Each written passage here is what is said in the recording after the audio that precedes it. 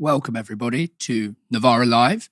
I'm Kieran Andrieu, and I have the tremendous pleasure this evening of being joined by Helena, aka NoJusticeMTG.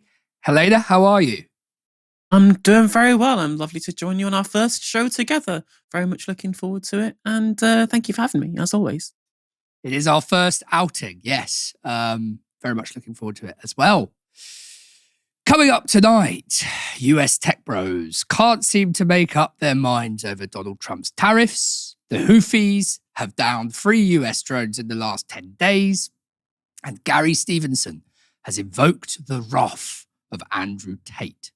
Stay tuned for all of that. But before we get started, I'd like to remind you that we are currently hiring. We're looking for an additional live stream producer to join our team and help us expand the production.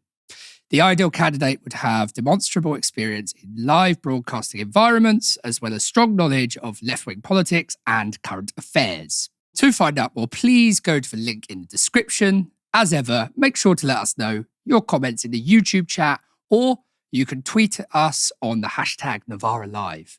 And if you'd like to support our work, you can sign up at novaramedia.com/support. First story. On Wednesday night, US President Donald Trump made a very public and very global U-turn on his trade war. In a Truth Social post, he announced an increase to US tariffs on China imports, bringing the total levy to 125%. But buried away, way down in the text, was the real story. A reduction of the tariffs to 10% for everyone else, and a 90-day pause.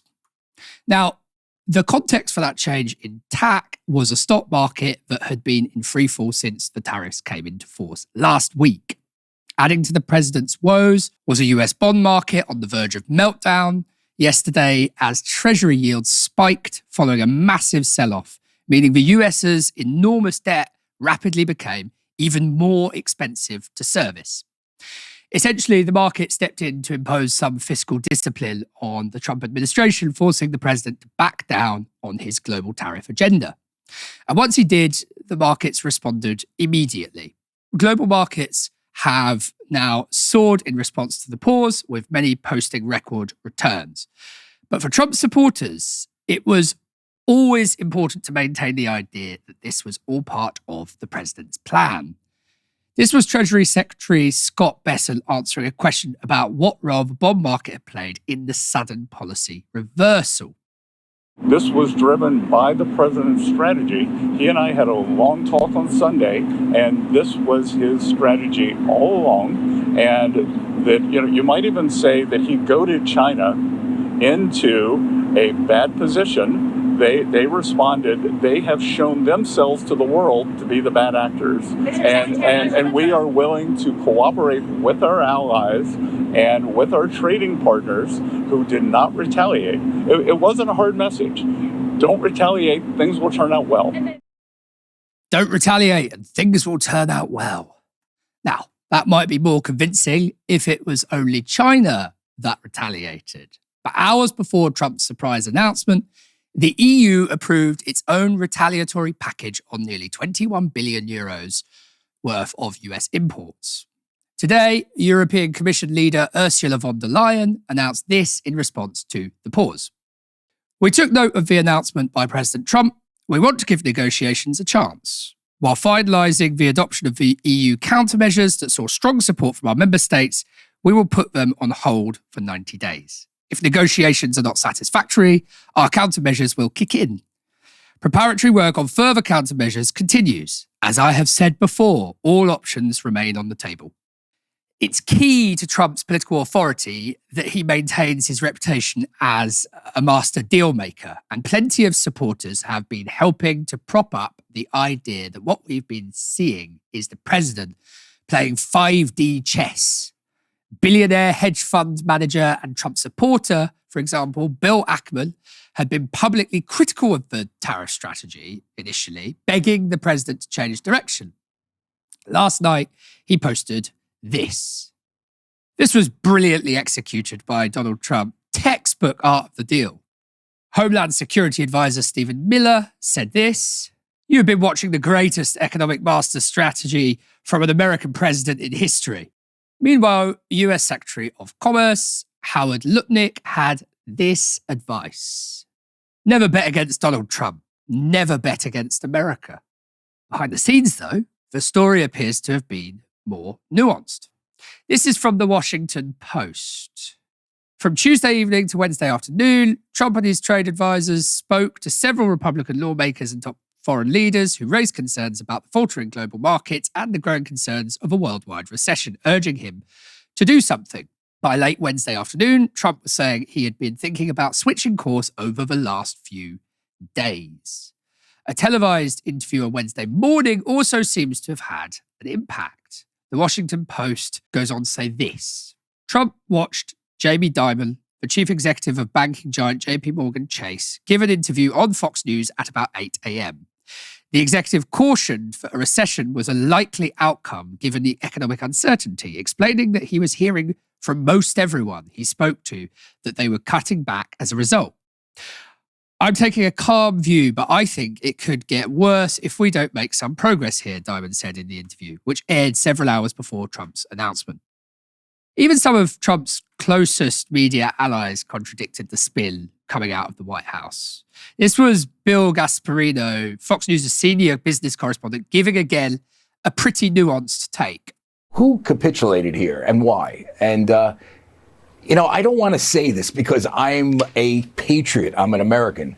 But it is the White House who capitulated based on everything I hear and all my sources. And the reason why is because of the bond market and what happened last night.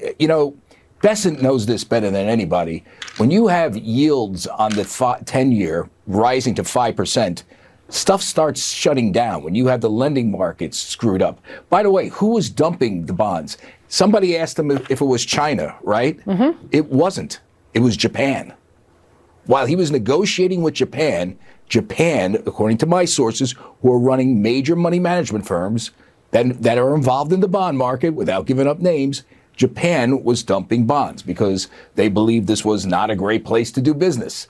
That forced their hands. Now, what you can say, I think, legitimately here, is Trump decided to take the win. And here's why. There was overwhelmingly, deal potential here among the entire world, except for maybe China, right? Everybody really wanted something. So he did take the win, but make no mistake about it. Peter Novara was talking as of yesterday about not taking the win, and now they did. And it's all because of the bond market. One claim we've heard repeatedly is that the aim of Trump's tariffs was a reindustrialization of the US. If manufacturers could no longer cheaply export their goods to the US, they'd move production to the country to access the domestic market, creating jobs and boosting American industry in the process. But with Trump now saying he wants to spend 90 days negotiating individual trade deals with other countries, the anti-globalization argument looks to be fading away. Earlier today, I was joined by author and economic anthropologist Brett Scott. I began by asking him whether Trump's tariff program would have meant a reversal of globalization. On the one hand, Trump appears to use the tariffs as a sort of short-term bargaining tool, which is, wants small concessions from people, so that sort of threatens tariffs. And then there's like a long-term interpretation, which is like there's some structural attempt to change the structure of the global economy. Not necessarily to reverse globalization, but to sort of change like certain elements of it. Because bear in mind, in a capitalist system, while it's true that there's broadly a class of elites, they often have different interests as well, right? So the U.S. oil and gas industry doesn't necessarily have the same interests as the finance and tech bros. There is potentially the sort of long-term attempt to reorder globalization, but then we also got to sort of push this against the fact that there's these short-term things. So, for example, my home country of South Africa, Trump comes in basically attacking stuff like the fact that South Africa supported Palestine, and the fact that he's also appealing some of his far-right base by talking about the apparent Afrikaner refugees. Right? I don't know if you followed the story, but basically, he's taken the old sort of white minority that ran the apartheid government. And I'm part Afrikaner.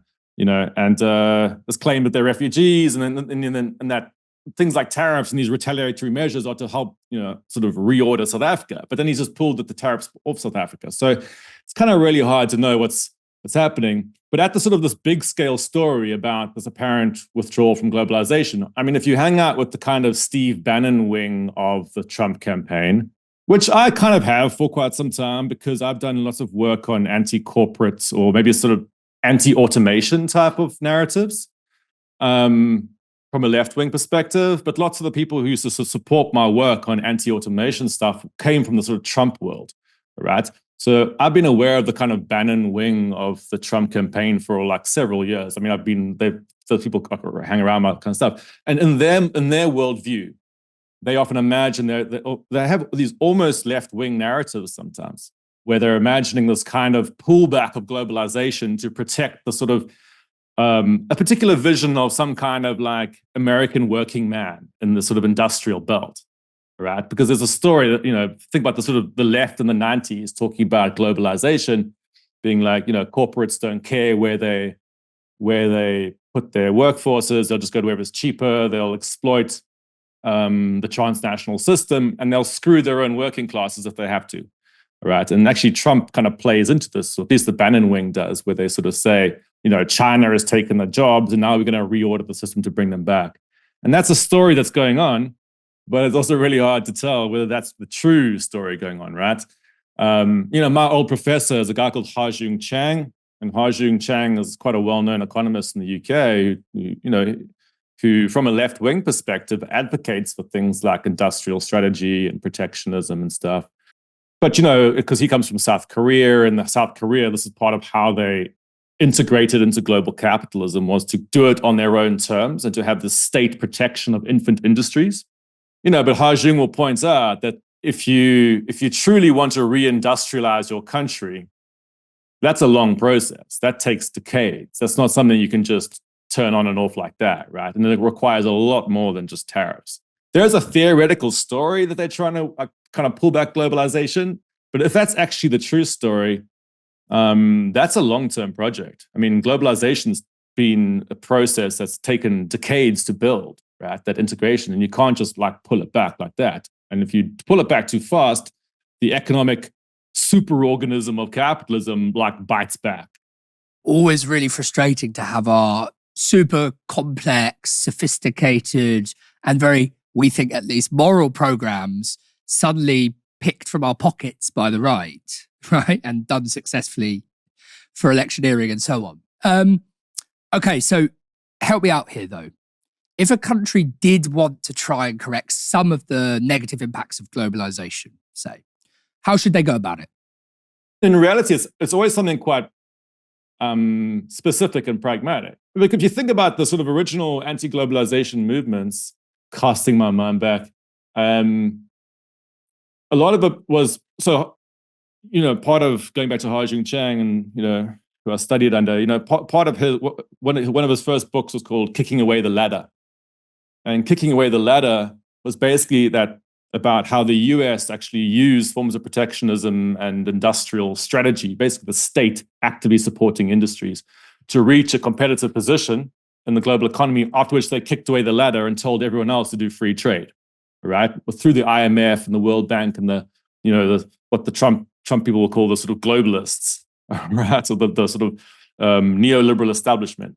And in that context, the anti-globalization movements were saying this story that gets told from the IMF and the World Bank is basically designed to undermine our economy. So, for example, in sub-Saharan Africa, you have a bunch of IMF economists come in and they say, you mustn't do any protection, just let the free trade work, which basically means you're going to be dominated by American corporations and be stuck doing commodity production in the global economy. In that context, the sort of types of things would just say, actually, we should resist those stories and we should take time to build out our industries with protection from states to, give ourselves a chance, all right, in the system. Of course, the other classic thing is you go totally autonomous and you attempt to detach from the global economy altogether, right? Like the sort of North Korea type strategy. But for most countries, that's not really what they're aiming for. They're just trying to say, like, how can we not get predated upon by the big players in the system. And that's really, you got to see on a country-by-country basis. Right now, what the US is doing, though, of course, is that they have this whole victim narrative where they're like, oh, that we've been screwed by the global system. It's like they haven't been screwed by the global system. They dominate the global system, right? There's an attempt to, I guess, extract new forms of concessions from the global economy on their part. Bond markets seem to have played a pretty significant role in getting Trump to pause these tariffs, just as they played a decisive role, you'd say, in derailing Liz Truss's plans and destroying her premiership. So if a government wanted to do progressive things, say, can we assume a similar thing might happen? I mean, is the tyranny of the markets absolute, so to speak? Yeah, I mean, if you've built your economy around them, of course, especially if you're a small country in a transnational system that has a transnational financial sector, is you're very, very vulnerable to attack from essentially non-democratic forces, right? So you can derail all your plans because they get a very, very big vote in the system. From the perspective of the kind of free marketeers, of course, this was always part of the plan. The sort of like the kind of liberal internationalist sort of version of the free marketeers, the kind of like Milton Friedman crew who always imagined that like global peace would be brought by having everyone like locked under a vast market system. Part of their story was that the fact that you'll be subject to this market discipline, essentially unaccountable forces that sort of haunt you, it will prevent states from doing anything extreme, right? And that's part of what this story is. But of course, the financial markets have all their own logic. Much of it is like very anti-democratic and stuff. So of course, if you actually have somebody who's elected on a platform that tries to do something progressive, they could really get smacked by the financial markets.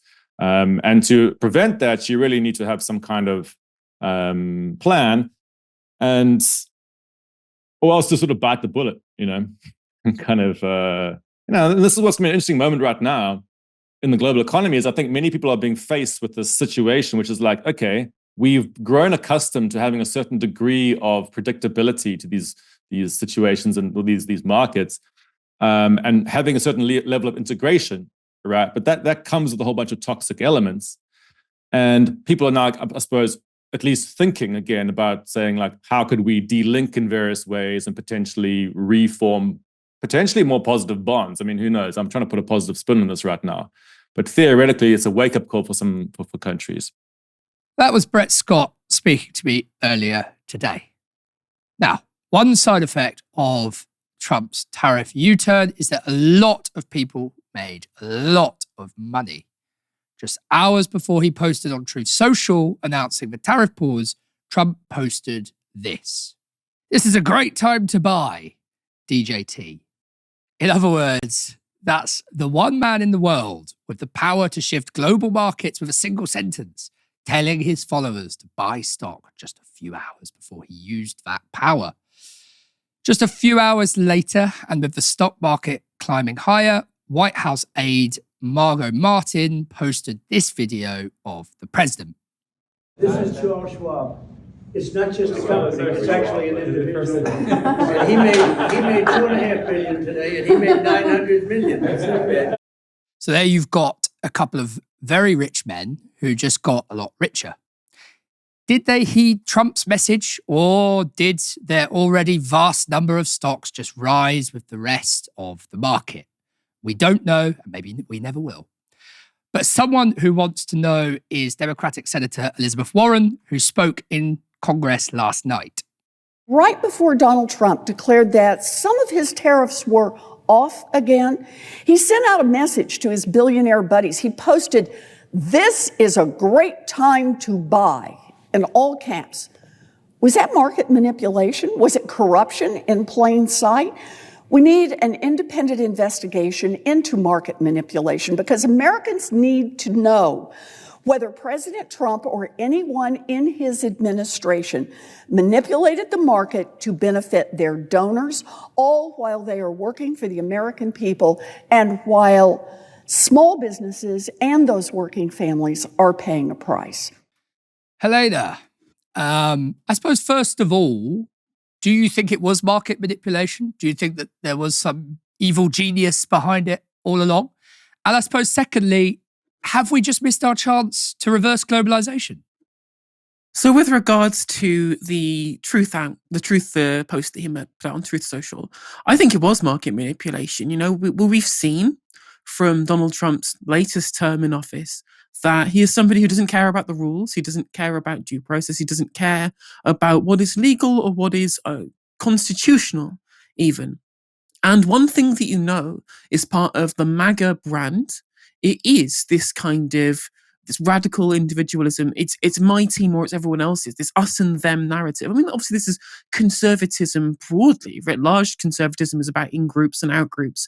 But most kind of old school conservatives would at least have understood the necessity for due process, right? Whereas, of course, the radical right in the new world that we live in, they don't care about any of these things. All they understand is might makes right.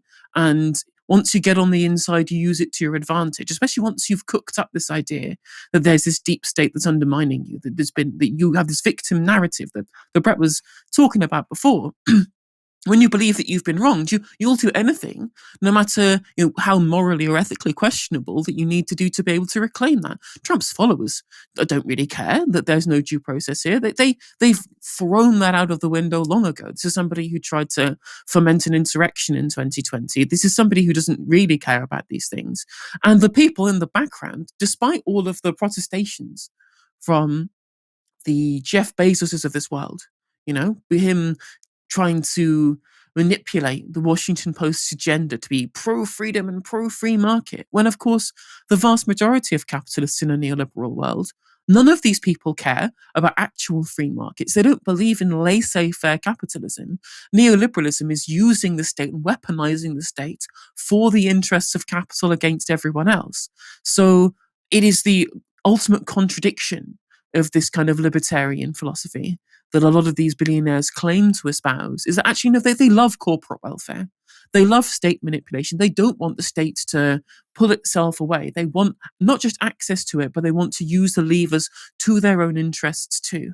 And if that means getting behind the current president, who they know is an unscrupulous character, to be able to weaponize that for their own gain by able to essentially undermine the whole reason the stock markets exist, which is to make calculated guesses and risks upon what you think is going to go up or down, rather than have some market manipulation from the state in the background, shows you that it is all about naked self-interest and always will be. Because again, that's what capitalism is about. It's about how you can maintain as many profits as possible, and you will take whatever possible steps you need to do that, even if that means undermining the basis of what libertarians believe that capitalism is when the state removes itself. I think with regards to globalization, my position on this has always been that globalization isn't something that's going to end, at least not anytime soon. It would take something far more wide-ranging and far more kind of epoch-defining than one man's yo-yo tariff situation to placate his base and to be hawkish against another superpower, to end the decades and decades of interconnectedness and cross-border integration that we've seen, not just economically, but of course culturally as well. I do believe fundamentally, I think that there is some truth to Milton Friedman's idea that if not free trade, but economic interreliance is a method of being able to have more peace broadly, But it's got to be interreliance. It can't be subjugation.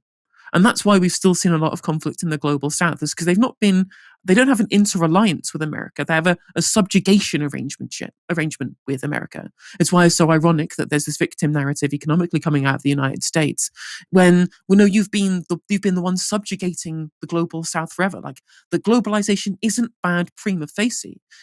Economic and cultural interconnectedness from an internationalist perspective is a good thing. I support these things. Socialism is an international movement. Leftism is international. We want to build an international consensus, of course. But there are different ways that you can build a globalized world. And one which is built on American unipolarity, which is built upon subjugation, right? The strong dollar, the strong purchasing power of the United States, and its status as the reserve currency, which of course Trump wants to maintain just with a lower value so they can produce more, is their way of weaponizing debt traps against the global south, of weaponizing them for sweatshop labor. They say that, well, the manufacturing jobs left. Well, I'm like, yeah, it's because you want the treatlers of America. They want to have access to their cheap tap. They want to have access to the private burger taxi for $5, And if they had a weaker dollar, they wouldn't be able to do that. Whereas a globalized world where it's economic interreliance, where the hegemonic powers are not trying to subjugate countries in the global south. The leftist opposition to globalization was that. It was the WTO enforced unfavorable conditions on poorer countries. A world in which hegemonic power is out there building infrastructure in the global south, which sure, I think that China has a bit of debt trap diplomacy in a way that a lot of people don't like to analyze in the same way. But at the very least, they're not trying to deliberately subjugate everybody. They're going to Jamaica and building infrastructure in Montego Bay, for example. They're out there trying to ensure that at least the fruits of the gains that they have as hegemonic power can at least be spread to other countries through mutual benefit, even if that means that through having influence in a multipolar world that could potentially use to be able to leverage geopolitical gain. But those kind of links are what you need for more peace, for more economic interreliance that is not based upon subjugation. So if we take that building block and then we can move to a better world, when America gauges this kind of once-in-a-generation economic crash out, I think we might be able to make globalization better for everybody, rather than ripping up an internationalist world order that could lead to more conflict and more tension in the years to come. In the same way that globalization is not inherently, doesn't have to be a bad thing always, it's just, it expresses itself through, economism and the economy in that particular way, and under, capitalist relations and production. So it is very exploitative and bad. Protection or protectionism isn't inherently bad either, but you have to have an industrial strategy domestically. Otherwise, what you're creating, right, is domestic free markets. Like what Trump was trying to do, essentially, if we take him at face value, and he was genuinely trying to erect tariffs to reshore American business, he wasn't trying to reindustrialize, or there was no prospect of reindustrialization in the United States under those policies alone. What there was a free trade area within the United States itself, right? And so you obviously, protection is fine, but you have to have an industrial strategy which reinvests and manages that process. Donald Trump's tariff U-turn seems to have settled the choppy waters of international finance, for now anyway. Wall Street, investors, and capitalism in general are all very happy. But more pleased than most are some of Trump's biggest supporters, broadcasters in the manosphere. This was Trump fanboy and Barstool Sports founder Dave Portnoy celebrating the change in the president's strategy. You think all these left people are going to clip what I got now? The dancing? Huh? They're going to clip it? Clip it! I dare you to clip this next part. Hold on.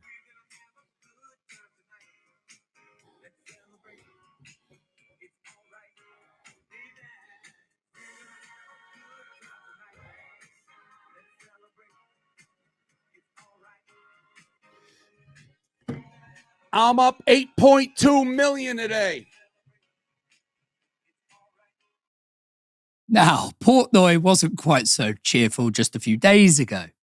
Earlier this week, he gave this take on the stock market's response to Trump's tariffs. My little thing just says arrows going down. MicroStrategy down 12%. Coinbase 10%. Yeah, it's red. It's ugly. Don't jump. Bah. Orange Monday. Don't call it Black Monday. It's Orange Monday. This is Trump's tariffs have absolutely decimated the market. And it's ugly. I was going to say we've all met a guy like that, but actually I don't think we have, those of us outside of the United States anyway. Portnoy said he'd lost $20 million in the crash. And just hours before, Trump's turnaround, he told CNN he'd absolutely vote for the Democrats in the midterms if Wall Street's financial woes continued. Quite a change of heart from someone who helped grow Trump's base. Back in 2020, Portnoy interviewed the then president in the White House. Portnoy was credited with creating barstool Republicans amongst his young male audience. Endorsing Trump back then, he said, "I don't care if he's a joke. I don't care if he's racist. I don't care if he's sexist. I don't care about any of it. I hope he stays in the race and I hope he wins." Why? Because I love the fact that he is making other politicians squirm. It wasn't just politicians squirming, was it, Dave? Also hurt by Trump's economic strategy was streamer Aiden Ross. This is him on a recent stream. Guys, you want to be honest with you? I don't know how many of you guys are invested in crypto or stocks. What the fuck is going on with our country? Guys, why am I poor? Like, what is going on in the world right now? Why the fuck is this going on? Can somebody please explain what's going on? Why are we all losing? Why are we all negative right now? Like, does anybody know why? Ross also helped to build Trump's popularity amongst his heavily male-leaning audience. Back in August, Ross endorsed Trump on his stream, and he gifted him with a Rolex watch and a Tesla Cybertruck wrapped in the iconic image of Trump raising his fist after an assassination attempt last year. Now, Ross's streams are heavily focused on his luxury lifestyle, rapper friends, and his liking for high-stakes bets. He's also a crypto guy. In 2021, he was accused of taking part in a pump and dump, encouraging his viewers to inflate the price of the MILF token before the value crashed as initial buyers sold high. Ross denied those allegations. Both Portnoy and Ross appear to belong to a category of Trump broadcasters who supported the president's tariff package without having the economic sense to anticipate the effect it would have on their stocks. Others, though, felt all along that the gain was worth the pain. One Trump supporter who backed the tariffs despite the market effect was Breitbart alumni Benny Johnson. Losing money costs you nothing. This is just the reality of life. You're gonna, like, were you young and dumb? How much money did you lose? Everyone loses money. Everyone loses money. It costs you nothing. In fact, it builds quite a bit of character. In fact, you learn a lot of lessons, actually, by losing money. Losing your character costs you everything. Losing your country costs you everything. There are things you can't get back. Speaking after Trump's reversal, Johnson said this. I am 100% in favor of that. Yes, there will be pain. Yes, you'll have to exercise some demons. These are the kind of things that happen when you have when you have demonic possession, which is what the country has right now. When you have things that are really bad and wrong with the country, you're gonna have to exercise them out. Wow, a real true believer there. But what exactly is the demonic possession that Johnson's talking about? And how do these broadcasters think tariffs will fix it? In October last year, just weeks before the elections, Trump told another manosphere podcaster, Joe Rogan, that tariff was the most beautiful word. And for many of these online men talking to their millions of young American male followers, I think it's clear that the idea of tariffs was never just about trade deficits. The reaction of some of them to the stock market turmoil shows that in many ways, it was never even an economic idea. Rather, the word was a code for a new social vision. It was a dream of a remade US society where hardworking men are the breadwinners, coming home each night to a stay-at-home wife and kids, and where having a college degree and an office job was less desirable and less rewarded than forging things from steel and fire. It was in their minds and in the minds of their followers, perhaps, about correcting an imbalance, getting us back into the timeline where American men were great again. That connection between tariffs and that nostalgic vision was recently summed up by another online influencer, health nonsense peddler Max Lagavere. And I'm not apologizing for mispronouncing his name if I have. A few days ago, he posted this TikTok video on X. Gen Z boss in a mini, Gen Z boss in a mini, itty bitty titties in a ball, itty bitty titties in a ball, 5'3" and an attitude. So that was some Gen Z women working in an office, making a harmless video of themselves singing and dancing. But Lagavir tweeted that video out with this question: tariffs or this? He asks, referring to the video. And his answer, tariffs. The implication seems to be that tariffs and what they symbolize will be the end of a world in which women work office jobs and are able to be silly about it. Instead, real productive jobs, jobs done by men, will replace those unproductive non-jobs done by women. It's unclear where lifestyle podcasts like the one hosted by Lagavir fit into this equation. It's also unclear what Trump's pause and possible reversal of the tariffs mean for that vision.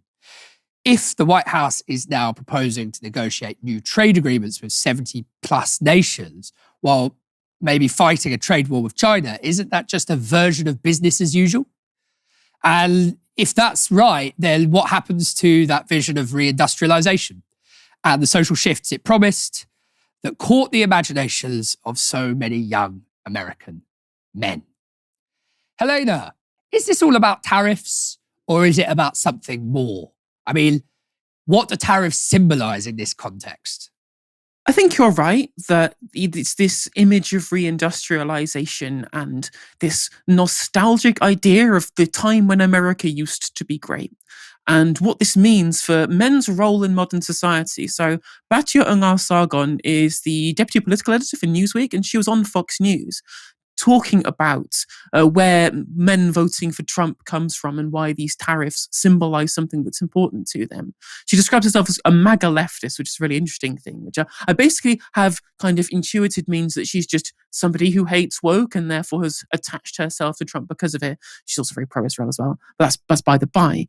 Either way, what she was saying was that that there's been a lack of masculine jobs. You know, men don't have a role in society because the masculine jobs have been taken away and they've been replaced by service sector mouse click jobs. You know, people like the ones that they are deriding there, saying, well, these women are working nonsense office jobs. They're not real jobs because real jobs are where you make things with your hands, right? This kind of old school masculine energy. And a lot of people who have been, who don't like the identity politics things of the left, the push towards a kind of degendered world, people like that, more traditionalist in their viewpoint, who don't really have to kind of let that undermine their leftist values, disliking that, like Ungar Sargon has said there, are supportive of reindustrialization because it might bring back something that would reinvigorate men's role in society.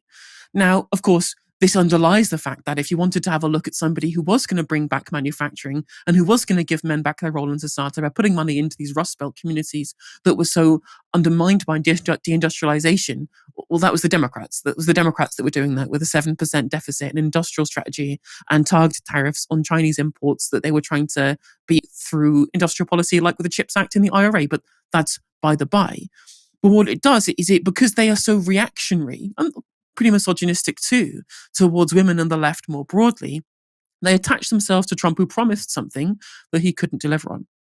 Now, regardless of what the misogynist elements of this, which absolutely do exist, there is a crisis of men's role in society in this kind of neoliberal order if they continue to subscribe to this kind of masculinist vision of the world. There is the phrase, "Make America Great Again," was so powerful. It was so powerful as a slogan that took Trump to victory in 2016 and in 2024, and the fact that he got, the second most votes for any political candidate ever in 2020, despite the fact that Biden got even more, in that one election. It shows that there was a huge base of people who have been hurt by the way in which the economy has grown in America, that neoliberalism changed it from when one person could be able to look after an entire family. I would prefer that world where you don't have everyone go out to work and there was somebody caring for the children. But rather than talking about the dynamics that created two working parent households, it's about, well, this has allowed women to have independence, So it's about that framing. It's about that framing between, well, what's economically possible, what's good for family life, and what these people perceive to be their own personal breadwinning role. And I personally think we should be moving past that. I'm a feminist, of course. But that nostalgia, that's a function of wealth inequality and wage stagnation and the decoupling of productivity with real-term wages under neoliberalism. Like, this is a problem of the tax system. It's a problem of the division of the remuneration of labor and capital under a deregulated neoliberal system. And of course, a lot of this harkening back, as I said on yesterday's show, is because manufacturing jobs were well paid. But they weren't well paid because they were manufacturing jobs. They were well paid because they were unionized.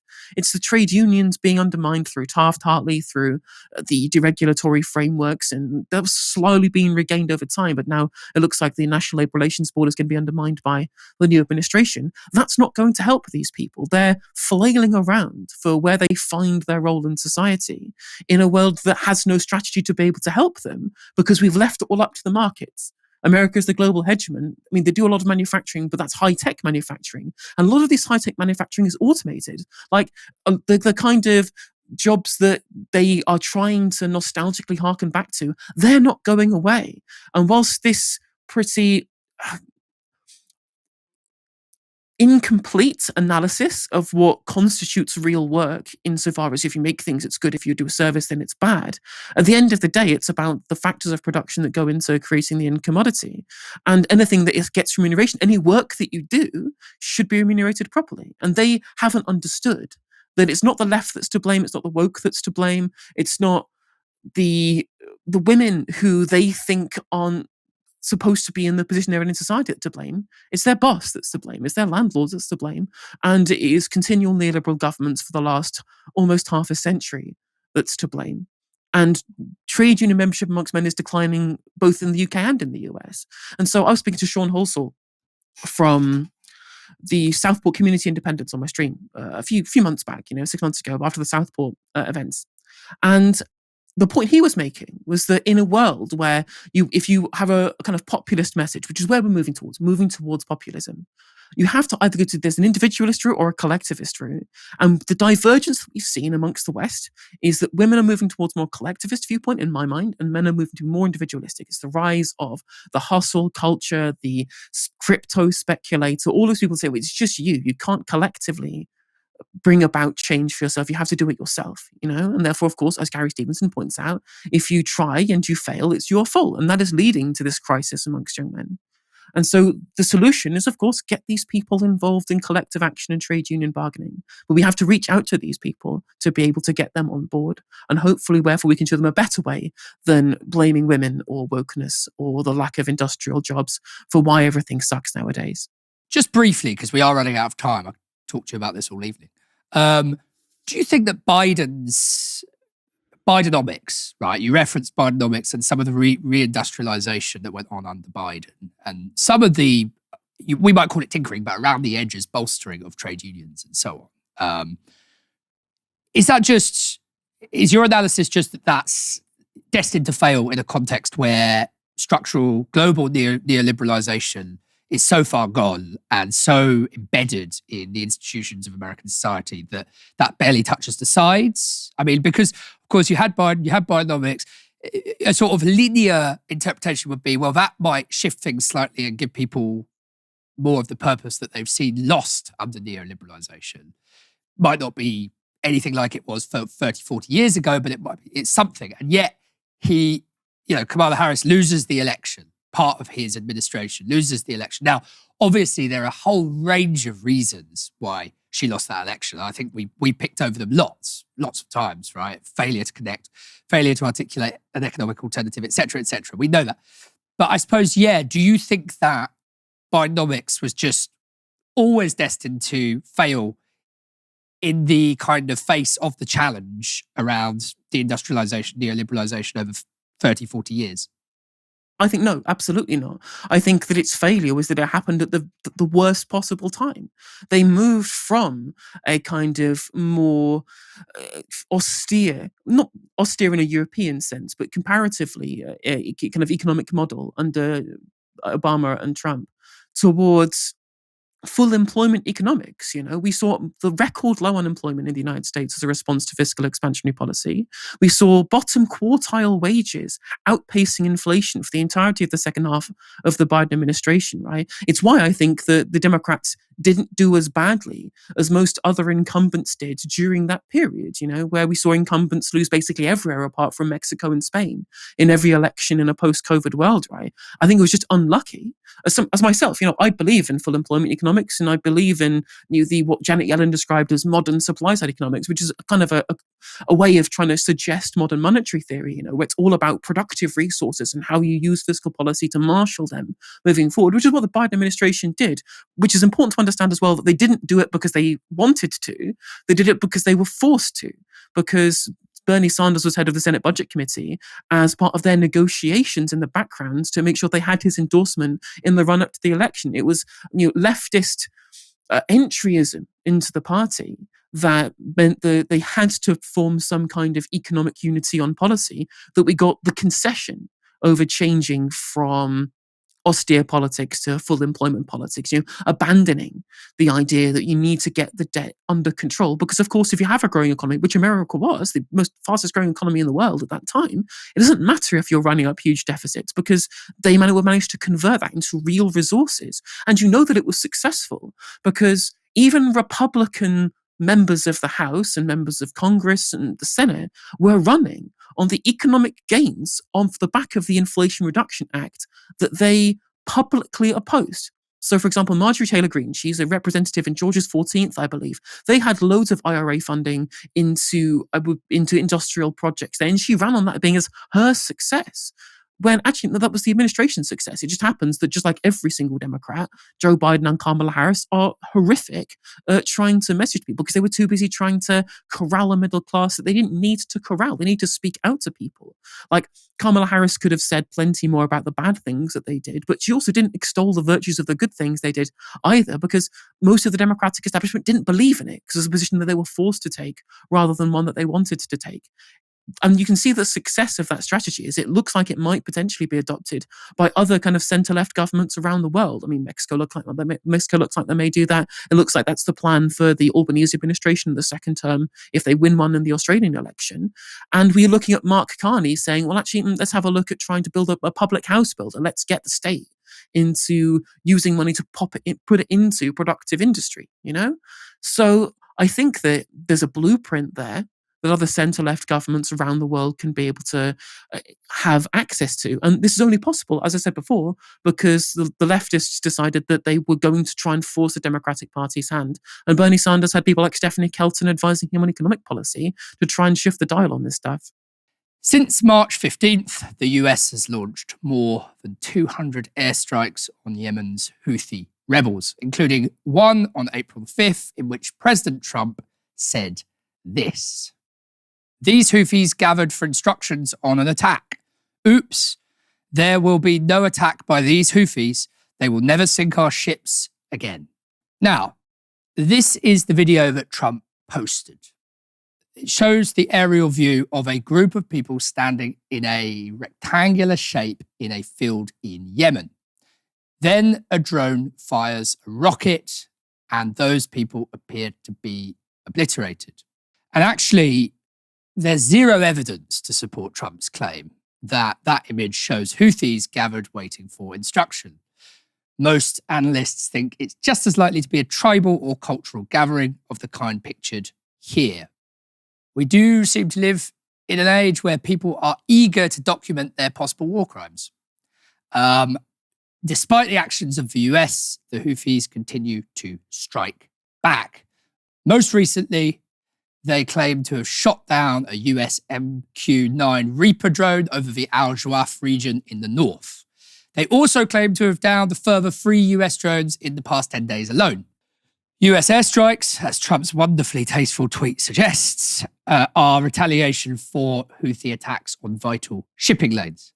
While the US hasn't actually seen any of its own ships sunk, the Houthis have directly attacked 2 US commercial vessels since 2023. And the cost of Houthi attacks to global trade more generally has been much, much higher, with around 70% of Red Sea trade having to reroute itself around southern Africa. And Red Sea trade accounts for about 15% of all global maritime trade, so that's a significant disruption. Some estimate that billions has been added to shipping costs, global shipping costs, owing to Houthi activity since the end of 2023. US attacks on the Houthis are costly too. According to the New York Times, the Pentagon has spent over $200 million in just 3 weeks trying to suppress the rebel movement with very limited success. And there are, of course, larger motives at play. So the Houthis have consistently said they're acting to resist Israel's ongoing genocide in Gaza and occupation of Palestine. The last 18 months have seen at least 50,000 Palestinians killed in Gaza, with around 150,000 injured. They are, of course, the Houthis resisting the brutal war waged by Saudi Arabia on Yemen. Meanwhile, in Israel, there are further signs of fragmentation from within. The Israeli Defense Force today announced it would expel hundreds of Air Force reservists who signed an open letter calling for a fresh hostage deal, even if it means an end to, as they put it, the war. In the letter, Air Force reservists and retired Air Force personnel criticized Israeli Prime Minister Benjamin Netanyahu and Defense Minister Israel Katz for putting political and personal interests above national interest. Speaking personally as a Palestinian, while I don't take much heart in these stories about Israeli soldiers finding their conscience, or stories about anti-Netanyahuism without anti-Zionism, I do take heart in the prospect of the Israeli state descending into paralysis. But no matter what happens in Israel or what the country does to Palestinians, the UK seems determined as ever, to do what it can to support Israel's genocide in Gaza. Declassified report that the RAF continues to fly spy and surveillance missions for Israel over Gaza, while also providing a range of logistical and training support. That's your tax money hard at work, by the way, supporting a country and a government suspected of war crimes and genocide. Gary Stevenson of Gary's Economics has managed to ruffle a lot of feathers. His straight-talking analysis of British wealth inequality and his simple message that the wealthy don't pay enough tax is cutting through to larger and larger audiences. That makes him a threat to those who make a living selling the fiction of getting rich quick to the gullible and desperate. Like Andrew Tate, who kicked off on a recent podcast.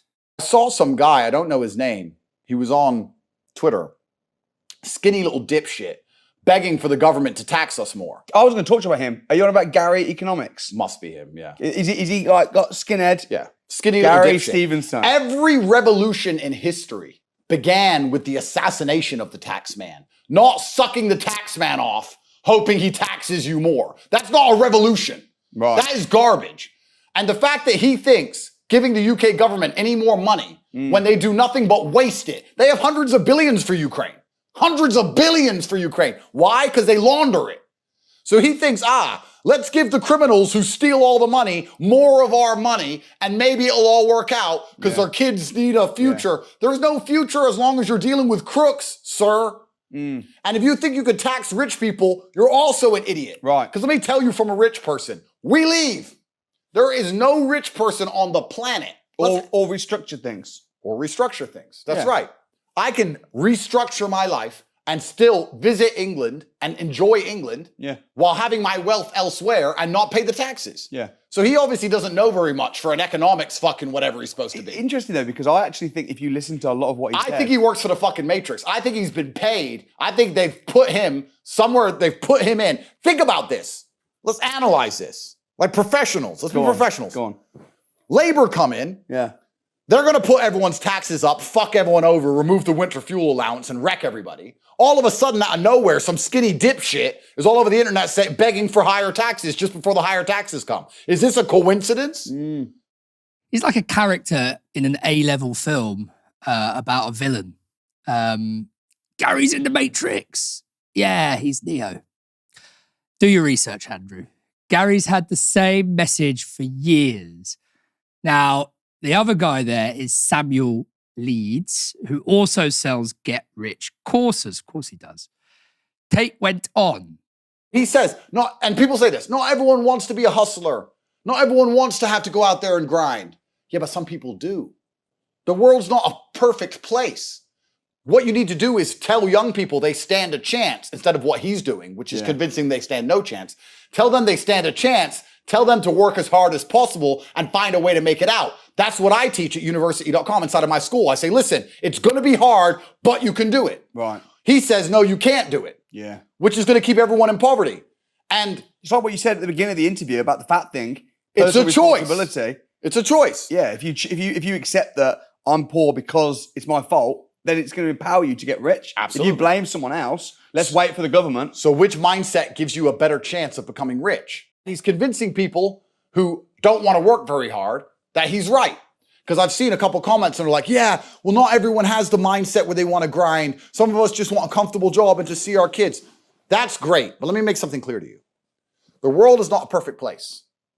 And the fact that you don't have the mindset that you don't want to get out there and work is a you problem. It's a really great formula, isn't it? If you're not rich, you're not working hard enough. It's not a problem with my bullshit course. It's not a problem with the way our society and economy are structured. It's not a problem with whether you were or weren't born into wealth, of course, or how much luck and help you had along the way.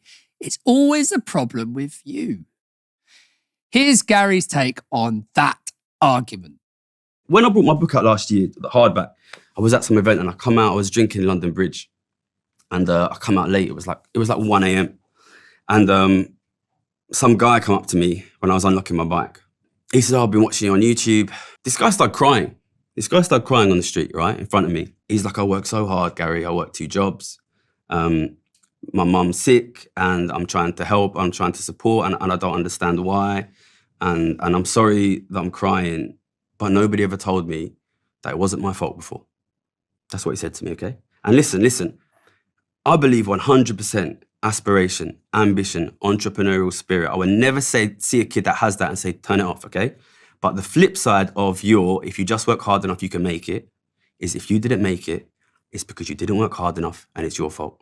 And I would like you to sit and think very hard before you send that message to young men and young women in our society. Helena, who is right? Well, Samuel Leeds interviewing Andrew Tate really is Frost Nixon for wankers, isn't it? I mean, it's funny to me how the kind of people who really, really oppose Gary Stevenson for saying, well, you gotta work yourself and build value. You can't rely on collective action. You can't change the system. The world's not a perfect place. You have to do it all yourself. Only have an individualist perspective. It's weird how these people talk about building your own personal value are all people who provide literally zero value to the world themselves, you know? Someone who sells a hustle university courses, a landlord, and in the case of Daniel Priestley, an entrepreneur accelerator, whatever the fuck that is. So, like, these people don't actually produce any value for society themselves. And yet, Andrew Tate in that very clip was having a go at people and said, I want to work a normal job and see my kids. Well, the world's not a perfect place, so you have to, get with the program. I'm like, well, hang on a minute, no. This is about the structure of society here. This is about ensuring that, these jobs have to get done, right? I'm sure Andrew Tate puts his bins out every night, and people who do the bins have to get paid, and they have to get paid enough that they can be able to earn a living. Looking at you, Birmingham City Council. Like, there's a reason why this debate has become so polarized. And it's because fundamentally, if you are from this kind of capitalist class, you cannot, under this marginal utility model, understand the value of socially necessary labor. You can't understand the value of what reproduces society because all you can see is the marginal cost of everything, It was always the criticism of Thatcherism, right? Understanding the cost of everything and the value of nothing. And I'm just like, well, Samuel Leeds, landlord, as I said, somebody who doesn't build houses, maybe he maintains them, but people who own their own houses maintain them. All he does is collect rent. That's economic waste. That's bad for the economy. When it comes to these kind of entrepreneur type people who sell you their get rich quick schemes, it's within their interests to continue perpetuating the idea that you need access to the information they have if you want to be successful. Whereas what Gary is selling, he's not selling you anything that benefits him personally, but obviously he'd be the one be hit with a wealth tax. Because what he's there is for the social utility of how do we change society, right? How do we use collective action rather than just relying on the individual, which of course at no point does Gary say you shouldn't be personally ambitious. they mischaracterize and strawman his argument every time by saying, oh, well, you say that there was no chance, and if you're poor, you're not going to be able to get ahead. And I'm just like, we never said that you shouldn't try. He said that if you don't try both individual and collective action, the disparity between the haves and the have-nots will only get wider. So whilst you can always incentivize people and encourage people to be entrepreneurial, to be ambitious, to be a go-getter, to encourage them to engage in personal self-fulfillment, you also have to get them to get involved politically and collectively, whether it's through a political party or through direct action or a trade union or whatever it might be. And therefore, you can lift up all of the boats. And then what the entrepreneurs of this world, they want to go and make all the money they can do. But then the people who are out there serving them in the restaurants or collecting their bins, or the one on the other end of the phone line when they call up a call center because they have a customer service issue, right? All of those people who do the socially necessary jobs of this world that we cannot live without are able to feed their kids, are able to survive and thrive in an economy where these people get paid fairly. And that's the thing. They have to labor under a straw man because they know that they would lose the argument otherwise. And in the case of somebody who thrives on selling people get-rich-quick schemes, they have a personal incentive in continuing that narrative too. Yeah. And I think it's also worth mentioning, on top of all of that, that we wouldn't be having this conversation if Gary Stevenson hadn't had incredible cut-through. I mean, the fact that, Andrew Tate is bloviating and, threatening to burst the veins in his forehead is a sign that Gary has had incredible cut-through. And for that, I think, ought to build on the kind of shift in discourse that he has presided over and be incredibly grateful. Now, it wouldn't be right to air Andrew Tate there without also detailing his latest legal issues, would it? So 4 women have filed a case at the British High Court accusing Tate of rape, coercive control, assault and battery. According to the papers, Tate told one woman, quote, "I'm debating whether to rape you." The Guardian has this on claims made by the other 3 women. Tate is accused of whispering "good girl" as he raped a woman he employed at his webcam business, whom he had separately threatened with a gun and strangling another so often that she developed spots from burst capillaries around her eyes. A 4th woman, whom he allegedly first met at Yates nightclub in Luton, claims Tate continued to have sexual intercourse with her after strangling her to the point that she lost consciousness. She heard the defendants saying things like, "I own you and I'm going to kill you," according to her claim. Tate denies all these allegations, describing them as a pack of lies and gross fabrications. Tate is under criminal investigation in 3 countries, including Romania, where he and his brother Tristan are accused of human trafficking of minors and money laundering. He also faces allegations of rape. Meanwhile, Bedfordshire police are seeking to arrest the Tate brothers in relation to allegations of rape and trafficking dating back a decade or more. The Labour Party has very strict rules for members. One of them is that you can't campaign for other parties. Former Labour MP Jonathan Ashworth must have missed that memo, though. This morning, he appeared on Good Morning Britain, where he gave the best argument I've personally ever heard in support of the Green Party. The Green vote went up in my old patch. I'd probably still be a Labour MP had the Green vote not gone up. It only went up by a couple of thousand, but that was enough to finish me off. But so look, actually, the answer to my question is vote Green. What do you get? You get rid of John Ashworth. Helena, Jonathan Ashworth-based Green surge to power coming? Well, hopefully a Green vote might remove him from our screens as well, because he does seem to never, ever be off our screens continually in the Labour Party's role from Labour Together as their little dog's body they send out to the media around when they can't think of anybody else, which seems very frequent. I think there is actually a really important point to make here, though, on top of how funny the clip was, about why people should have voted Green at the last election. Because one of the things that drives the Labour Party's ever-increasing march to the right is the fact that they don't believe that they have anything to worry from their left.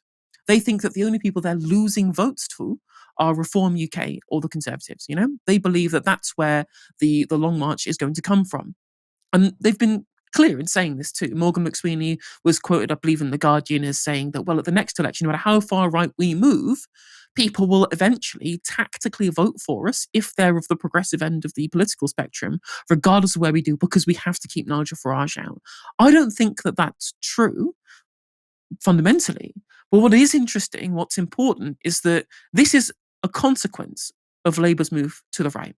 This was a seat that they lost because they split the vote by disenfranchising so many people that they moved to independents or Greens, and that led to an electoral consequence.